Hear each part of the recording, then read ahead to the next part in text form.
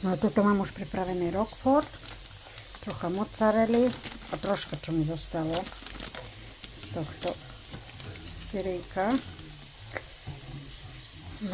Smotana do varenia, ďalší Roquefort a tu je brokolica po. Sorry, že som tak rýchlo vypla, ale zazvonil mi kuriér z Temu, mi doniesol balík, pačku. Takže leďme ďalej.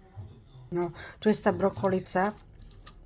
Takto som ju, môžete aj mixérom, kto chce. Mne sa nechcelo vyťahovať mixér, tak som to, tak som si to len takto. Nechcem to úplne na takú kašu, ja ľúbim, keď sú také troška také ňam. Tutaj. Veľmi to ľúbim. Ňam. A tu si ďalší ten Roquefort nakrájame. Ďalšie to opakovanie. Tu je v Holandsku. Takže leďme ďalej. Teraz sme Roquefort hodili tutaj.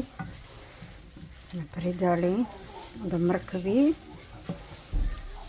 Soli to nesolíme, lebo to bude Roquefort je slaný, takže radšej nebudeme riskovať, by som povedala. Potom pridáme makaróny do toho a všetko to spolu zmiešame.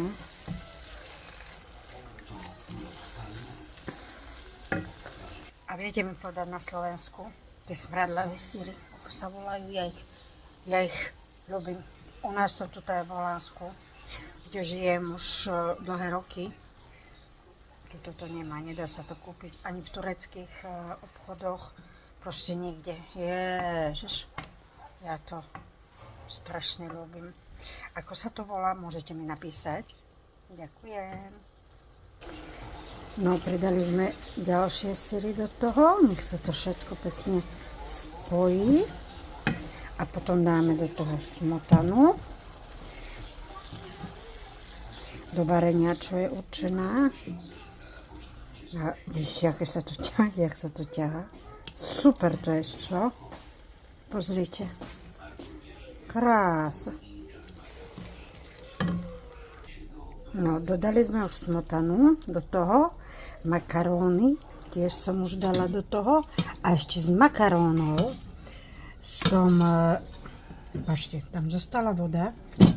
Chyba, nevidíte dobre? Vidíte? Takto. Stala voda.